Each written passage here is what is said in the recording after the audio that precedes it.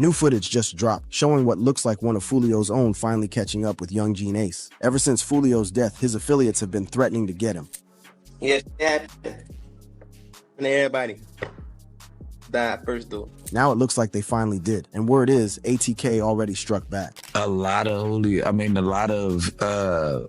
the Yungeen Ace, his boys? Yeah, been dropping like 6, 7. I've got the full breakdown. Let's get into it. Blood in the streets. New footage just dropped online showing a violent attack caught on camera, and fans are convinced it's Foolio's affiliate finally taking revenge. But before we break down everything in that footage, we need to rewind and understand how this all started. Picture this. It's May 2017 in Jacksonville, Florida, a city already known for its high crime rate and gang activity. The streets were already hot, but what happened next would spark a war that's still raging today. Zion Malik Brown, an 18-year-old associated with KTA, was killed during a home invasion on Jacksonville's west side. This wasn't just any random shooting. Zion was the cousin of Charles Andrew Jones II, better known to the world as rapper Foolio. That killing right there, that was the match that lit the whole damn powder keg. See, in the streets, blood calls for blood. And when you take someone's family, especially in the hood where loyalty runs deeper than anything else, you know retaliation is coming. And it came hard. Fast forward to June 2018, and the streets of Jacksonville witnessed one of the most brutal retaliatory attacks in the city's recent history. We're talking about the town center shooting that would change everything. Trevon Bullard, Royale Devon Smith Jr., and Jacoby Deshad Groover, all ATK members, were gunned down in what investigators believe was payback for Zion's death. But here's where it gets really personal. Trevon Bullard wasn't just any ATK member. He was the brother of Kenyatta Bullard, better known as Yungeen Ace, the leader of ATK. Now imagine being Yungeen Ace in that moment. You're a young rapper trying to make it out the hood, and suddenly your little brother gets murdered in what's clearly gang retaliation. That type of loss, that type of pain, it changes a person forever. It's so crazy because I be putting the blame on me. I don't know. That's survivor's like, remorse. You know what I'm saying? And it's just like, cause I insisted like, look, bro, let's go out to eat. Like, it's your birthday. Yeah. You know, my best friend's birthday.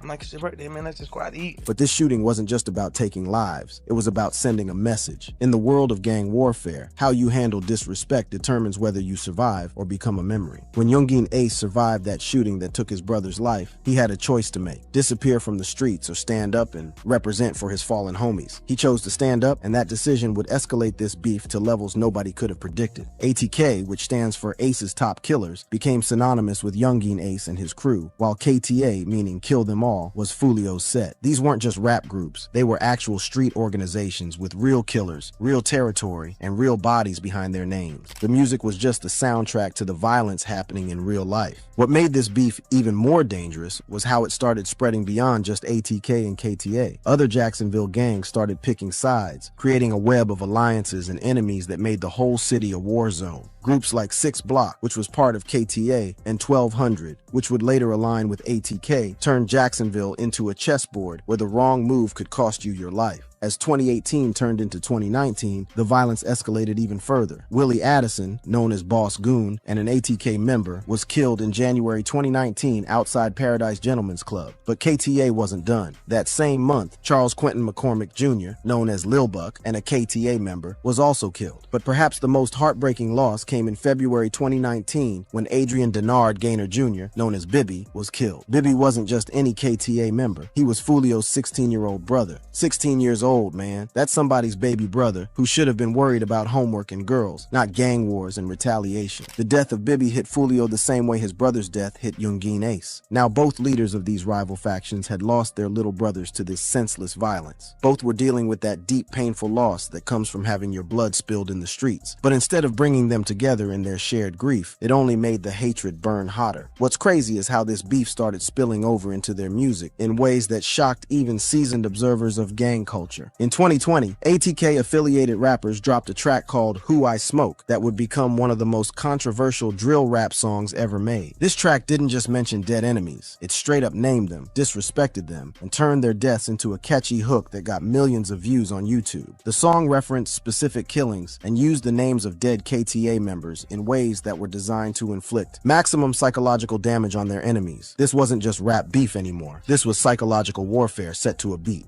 Digital warfare and rising body counts.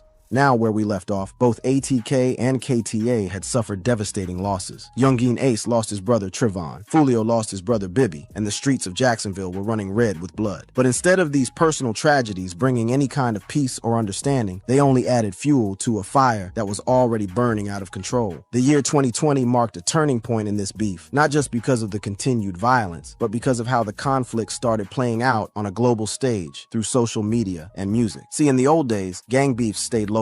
Maybe word would spread through the streets. Maybe some local news would pick it up. But for the most part, these conflicts remained contained to their neighborhoods. But with Instagram, Twitter, YouTube, and TikTok, every diss, every threat, every piece of disrespect could go viral instantly. This is where things get really wild. ATK-affiliated rappers dropped Who I Smoke, a track that would become one of the most controversial drill rap songs ever made. Now, I want you to understand something about this song. It wasn't just a regular diss track. This was straight up naming dead enemies, turning their deaths into entertainment and broadcasting it to millions of people worldwide. The song was so disrespectful, so calculated in its cruelty that it shocked even people who were used to harsh rap lyrics. They took the names of dead KTA members and worked them into catchy hooks, essentially profiting off the deaths of their enemies while rubbing salt in the wounds of grieving families. This wasn't just about the streets anymore. This was about inflicting maximum psychological damage while building their own fame and fortune. But here's where it gets even crazier. The music video for Who I Smoke was like a trophy case of violence. The video references at least 3 people who were killed, and the imagery was designed to send a clear message to their enemies. We'll kill you, then we'll make money off your death, then we'll dance on your grave in front of the whole world. Obviously, KTA wasn't about to let that level of disrespect slide. Foolio responded with his own tracks, including When I See You, which escalated tensions even further. Jacksonville Sheriff Mike Williams would later describe social media as the gang graffiti of the 1980s, highlighting how these platforms became the new battleground for gang warfare. Now, while all this musical warfare was happening, the real violence never stopped. In fact, it was getting worse. The music and social media beef was like pouring gasoline on an already raging fire. Every time one side dropped a diss track, every time someone posted something disrespectful on Instagram, it created more pressure for retaliation in the streets. Let me put this in perspective for you. This wasn't just about territory or drug money anymore, though those elements were definitely still there. This had become about respect, reputation, and proving who was really the most dangerous crew in Jacksonville. When you put a bounty on someone's head through a rap song that gets millions of views, when you disrespect dead enemies to their families' faces through social media, you're creating a situation where violence becomes inevitable. The authorities were definitely paying attention. Law enforcement agencies started monitoring both groups closely, but catching gang members in the act of planning or carrying out violence is incredibly difficult. These aren't stupid people. They know how to move in the shadows, how to communicate without leaving evidence, and how to make sure their hands stay clean while still sending deadly messages. As we moved into 2021, 2022, and 2023, the violence continued to simmer. Additional victims included Lawrence Davis in 2018, Adrian McKenzie in 2023, and Rico Osama, Julian House, in 2023, though their specific gang affiliations weren't always clear in every report. What was clear was that Jacksonville had become a war zone where young black men were dying at an alarming rate. The thing that made this whole situation even more tragic was how it was affecting the broader community. Innocent bystanders were getting caught in the crossfire. Families were living in fear, and entire neighborhoods were being held hostage by this ongoing conflict. This wasn't just a gang problem anymore. It was a community crisis. Meanwhile, both Yungeen Ace and Foolio were building their music careers off this violence. Their most popular songs were the ones that referenced the beef, that named their enemies, that detailed the violence. They were literally profiting from the same conflict that was destroying their community. It created this perverse incentive where peace was actually bad for business. Social media made everything worse. Every Instagram post, every tweet, every Facebook status was analyzed for hidden meanings, perceived disrespect, or threats. A picture of someone wearing certain colors in a certain neighborhood could spark retaliation. A song lyric that mentioned a dead enemy could lead to another shooting. The internet had turned every interaction into a potential spark for violence. The use of social media and rap music became a critical escalation mechanism, with both sides posting videos and tracks that taunted rivals and documented criminal activities. Law enforcement was watching, taking screenshots, building cases, but the nature of social media made it incredibly difficult to prove that a rap lyric was actually a confession to murder or a threat of future violence. By 2023, this beef had gained national attention. Hip-hop blogs were covering every development. YouTube channels were breaking down the lyrics for hidden meanings, and true crime podcasts were analyzing the violence. What started as a local gang conflict had become entertainment for millions of people who had never set foot in Jacksonville but were fascinated by the real-life drama playing out online. But while people were treating this like entertainment, real families were being destroyed. Real mothers were burying their sons, real children were growing up without fathers, and real communities communities were being torn apart by violence that seemed to have no end in sight. All of this eventually led to Foolio's death.